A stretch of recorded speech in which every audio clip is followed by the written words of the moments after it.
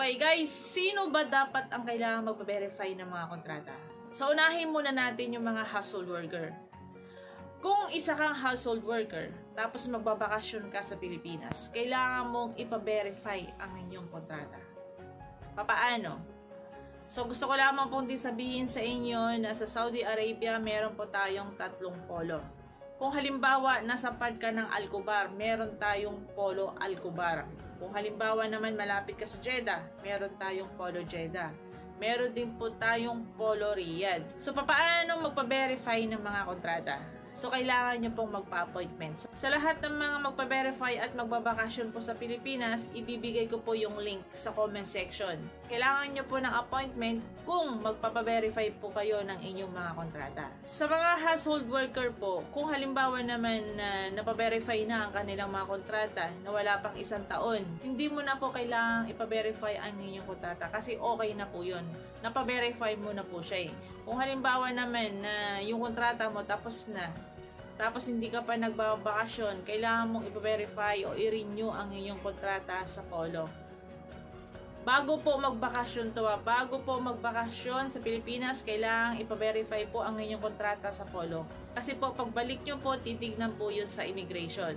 Lumipat ka man ng employer o hindi, kailangan mo pong i-verify ang inyong kontrata. Ito naman para sa mga skilled worker.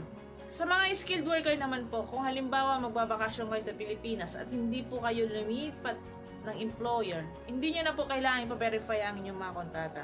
Halimbawa naman, galing ka ng Pilipinas, pagkadating mo ng Saudi Arabia, nag-change employer ka, lumipat ka ng ibang trabaho mo, kailangan mong ipa-verify ang inyong Kiwa contract. Dalhin lamang po ito sa Polo, kung saan kang malapit na Polo ha, tapos kailangan po ng appointment.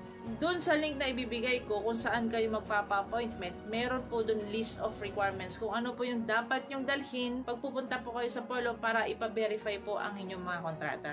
Kailangan nyo po itong gawin bago po kayo magbakasyon sa Pilipinas kasi po titignan po ito sa immigration. Pag wala pong verify ang inyong mga contract or stamp ng galing Polo, ma-hold po kayo sa immigration. Hindi po kayo makakalabas ng Pilipinas. So, kailangan po, bago po kayo magbakasyon, kailangan nyo nang ipa-verify ang inyong mga kontrata. Sabihin nyo po yan sa inyong mga amo.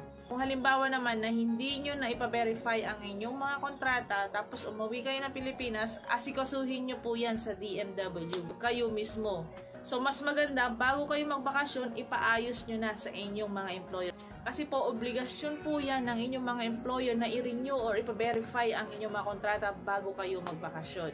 So, sa mga household worker, hindi lamang sa Saudi Arabia ang kailangan na ipa-verify ang kanilang mga kontrata bago magbakasyon. Kahit naman sa Dubai, sa Jordan, sa Kuwait, kailangan nilang ipa-verify ang kanilang mga kontrata bago sila magbakasyon. So, yun po yung kasagutan natin sa number 1 na katanungan. Yung link po kung saan po kayo magpapa-appointment, ilalagay ko po sa comment section. So, maraming salamat po. Ako nga po pala ang inyong lingkod, Joency Fernandez po, isang OFW advocate.